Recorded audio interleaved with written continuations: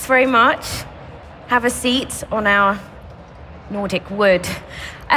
Super. So some of our audience will have seen you on the main stage. We've also got viewers in 34 different countries watching on the live stream, and not all of them will have caught your great conversation over there. But let's just sort of pick up on some of those key things. We want to talk about leadership tenure, and I'm curious, did you know that you always wanted to be a CEO, or at what point in your career did you think, this is for me?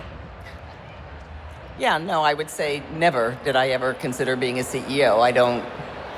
All I ever wanted to do was make an impact and, create great companies and lead people to do extraordinary things. So I never, until I got the call to move to London for Burberry, it was just never even on my radar. I didn't even, and I had turned it down a couple of times. And finally, one of the women came back and said, do you realize there's only 1% of women who get to be.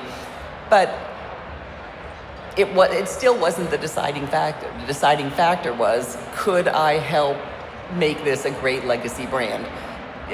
Titles don't entitle you to anything, right? It was never a part of my thinking. And when you were doing the role, was it how you imagined it would be? Having turned down the chance to be a CEO and then you're there, what was different to what you might have expected? Yeah, and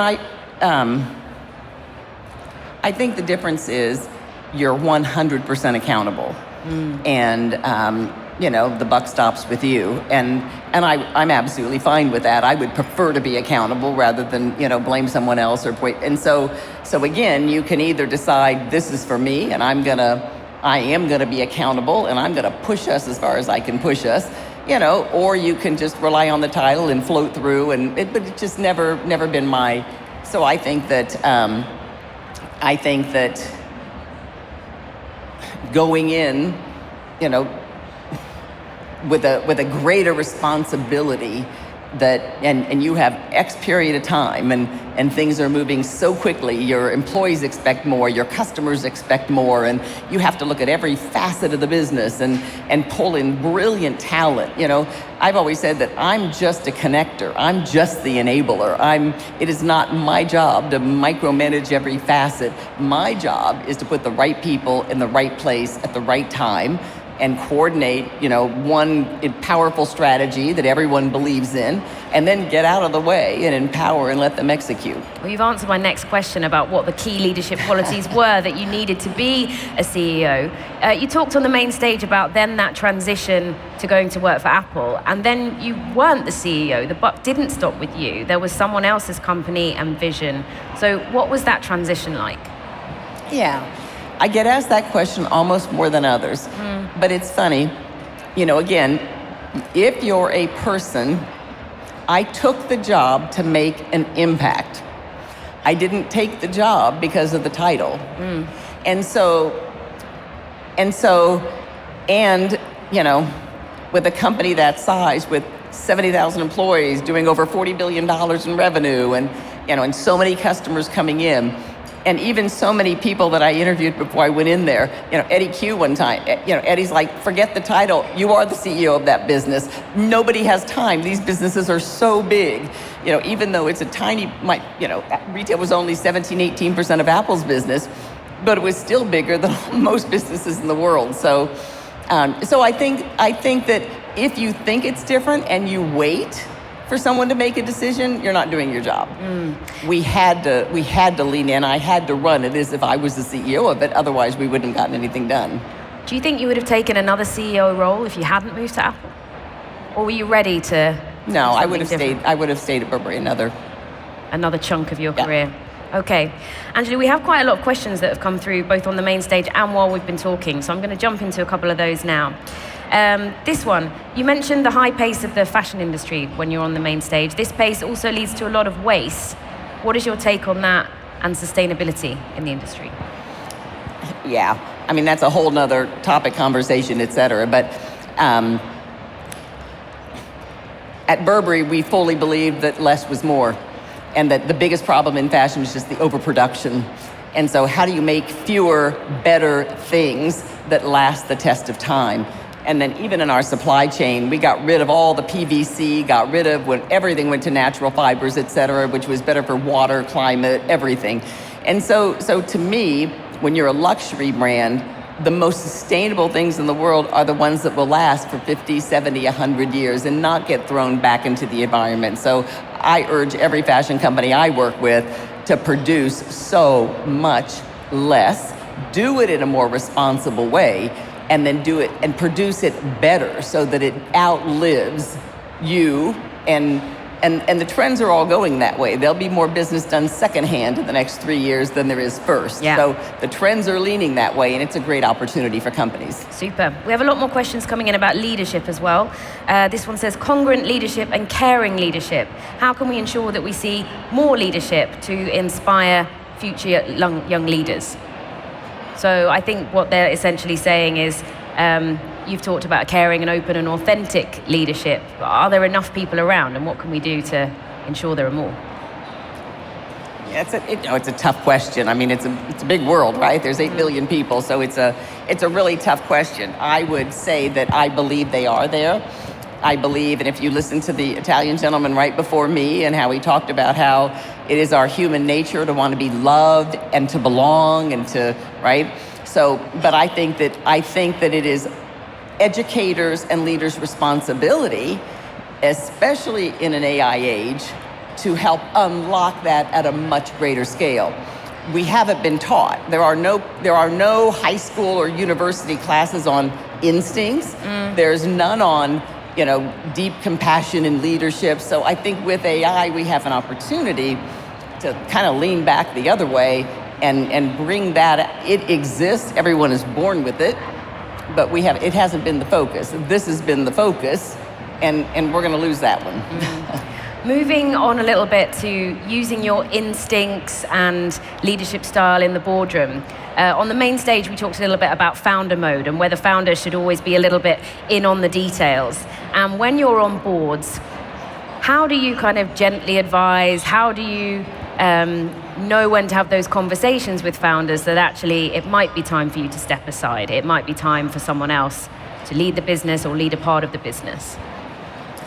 Yeah, and again, I'm only on one board that has a founder. There's, other companies live a long time and have great CEOs, et cetera. So I don't think it's a conversation just with the founder.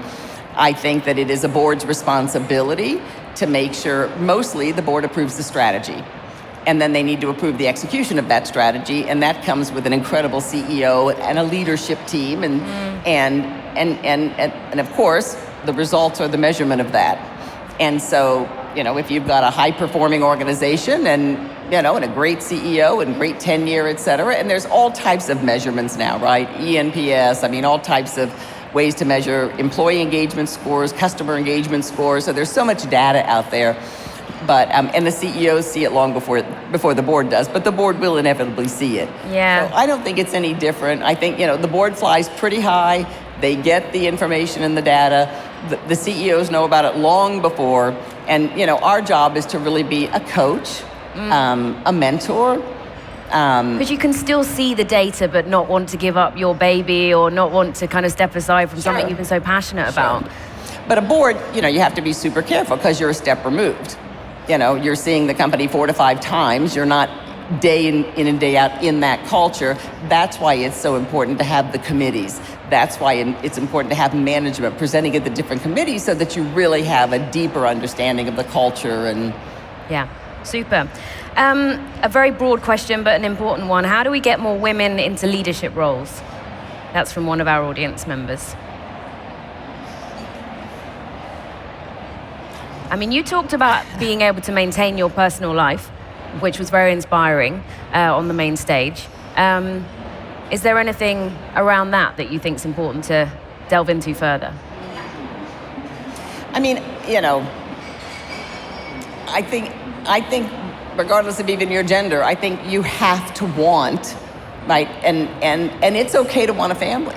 And it's okay to want to. I'm fine. Half of my sisters, that's what they do, and it's beautiful, and I'm fine with it. And they have a lot of kids, and so I think that I don't think you can force anything on anyone. I think that I look at my daughters and my daughter, and if they want it, great.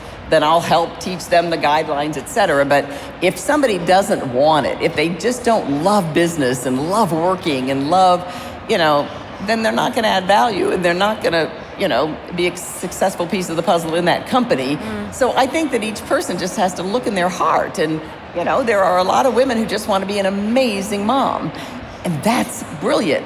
Every society needs more amazing moms too, and we all need a lot more kids, so. Do you see yourself as a role model for the right people, for the people that do want to propel themselves into leadership positions? I mean, you'd have to ask them, right? I don't know, but I've stayed true to myself. I've made the choices that I needed to make for me and for my family, and I'm incredibly happy and blessed and proud with where I am today. And so if that helps, guide a lot of other women, then wonderful. But they are choices and they are priorities. I could have been out at Burberry every night of the week at 2 dinners a night, but I had a family at home, and I said no. And maximum 1 night a week, and half the time I didn't even do that. Yeah. Because I could have gone to the Oscars. There's so many things I could have done, but if my husband were in that position, would I want him? You're already traveling so much. So those are choices that, that we make as women, as men, and I always chose to put my husband and my children first because I wanted the life that I'm blessed to have now. Yeah, really interesting, because so often I think people feel they should do things without doing what they really want to do. And I also wanted to highlight, Angela actually has this on her LinkedIn profile. You've put on there that you're a loving mum, wife, sister, daughter, and friend. Why did you decide to spell it out there in such a professional forum as well? What made you want to put it there? Because it's my priority. Yeah. I was fortunate to end up running businesses, et cetera, but that wasn't my end game, and so it is the most important thing to me, and I have peace with that, and I hope there's a lot of other women who, and again, that's society, that's community, that's what keeps us all healthy, mentally, physically, emotionally. And so that's the foundation of human relationships. And if I'm a better mom, sister, daughter, I'm a better executive, right? If I'm unhappy over here and everybody else isn't happy, then I'm not objective or clear or focused like I should be. Yeah, so important to think about things holistically. Unfortunately, we're running out of time here, but fabulous to have you here for a brief period of time. Please give it up for Angela. Thank you.